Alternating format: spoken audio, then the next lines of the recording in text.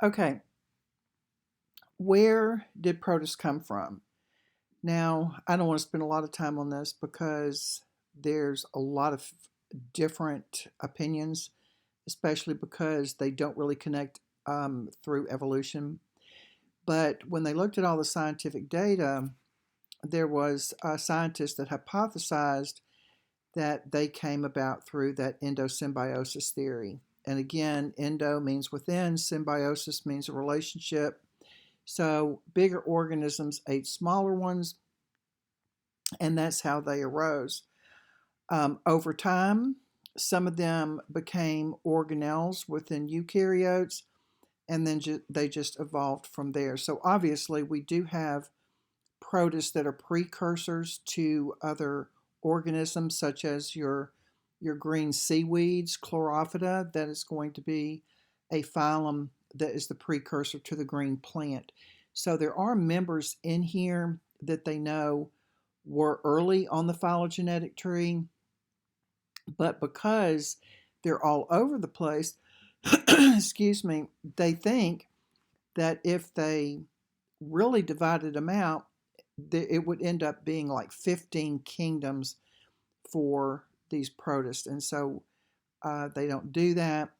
And because of that, they get thrown in to this hodgepodge of a kingdom where it's literally like your junk drawer in your kitchen or the catch-all kingdom, because if it didn't fit, this is where it was put. However, they do believe that in the future that maybe Protista won't exist and they will take these members and put them into other individual kingdoms. So maybe by the time you grow up or you're older, Protista may not exist. Like I said, when I was your age, it was called Monera. All right, the protists do represent the largest number of species in the kingdom Protista. So we have animal-like, we have plant-like, and we have fungus-like.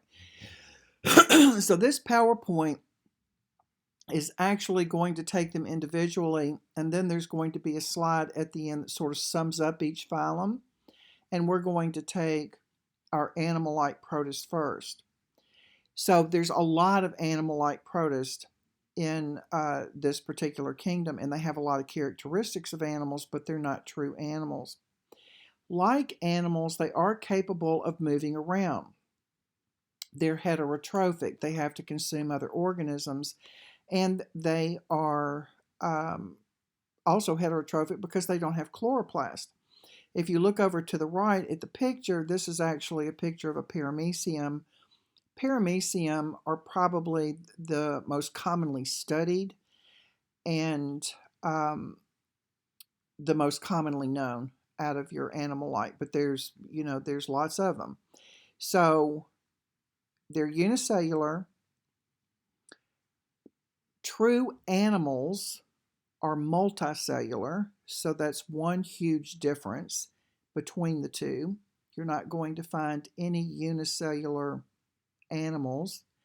And also in the animal kingdom, now there is a couple of members, if we get to the animal kingdom, there is one exception, but most of the animals in the animal kingdom have some sort of form of sexual reproduction. These organisms are collectively called the protozoans. So if you're talking about protozoans, you're talking about all of the ones that are animal-like, and they're going to divide these into phyla according to how they move. This particular paramecium, he moves by means of cilia, so he's a ciliate. The ones that move by means of flagella are going to be flagellates, and the names sort of tell you how they're moving, but collectively altogether, they're just known as the protozoans. So protozoans, like I said before, is just a huge name like people, and there's all kinds of people within that group, and there's going to be all kinds of protozoans within this group, animal-like. All right, organisms within the phylum Zoomastigophora. This is our very first phylum, and zoo means animal. They're animal-like protists that move by means of flagella at some point in their lifetime. in their life cycle. So it doesn't mean that their entire life they're moving by means of flagella. It just means at some point in their life cycle they are moving by means of flagella. And there's about 2,000 zooflagellates. Now they call them zooflagellates because they belong to Zoomastigophora. They're animals, hence the name zoo, and flagellates mean that they're moving by means of flagella.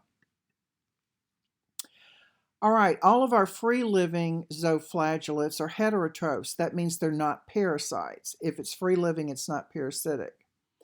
Some of them are going to eat prokaryotes, so they're going to be eating bacteria. They're going to feed on dissolved organic matter. Some of these are parasitic, and they're going to live inside of other organisms, inside of animals in which there is a parasitic relationship. One of the most common that is a mutualistic relationship is with a zooflagellate that actually digests cellulose. Remember way back we talked about how cellulose is not digested in our system because we don't have the parasite or actually the protist in our system that breaks it down. Well, cellulose is in wood, and it's a heavy component of wood. And so termites, as we know, infect wood, and they can do that because they have this protist in their gut called trichonympha, and the trichonympha is a zooflagellate that actually is doing the breakdown of the cellulose within the wood for the termites. So that's a mutualistic relationship. All right, Giardia lamblia. Now some of these we've already talked about because they're going to be falling into that parasitic group, and they were on our sheet. And Giardia, now this is a scientific name, so it's in italics here, but it should be underlined, causes the disease called giardiasis. We know that severe diarrhea, intestinal cramping, remember this is the one where you have the sulfurous burps because sulfur is a byproduct or a waste product from this parasite in your gut. Cattle, beavers, several other animals always carry this parasite.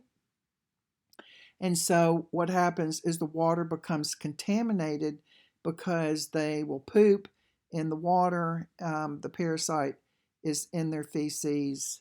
And then if you're in the water and it gets in you, then you can get very sick. All right, you can see there on the left, we have our little giardia.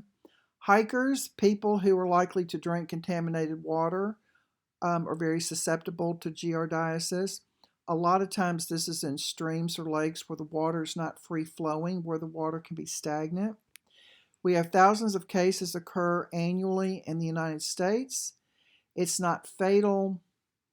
You are going to have to seek help. It's not self-limiting. And of course, if you're in a foreign country or you're somewhere that you're not familiar, drinking bottled water is always preferable. All right, our zoomastigophorans in the phylum Trypanosoma are also animal parasites. Now remember, we had quite a few trypanosomes. They live in the blood of fish, amphibians, reptiles, birds, and mammals, and they're carried by blood-sucking insects. Some of the insects that we talked about were the tsetse fly, the sandfly. Those are trypanosoma, and you can see here on the left, if you can follow my arrow, that they have one long flagella that runs the length of their body, and this is pretty typical of our trypanosomes. These round here are red blood cells.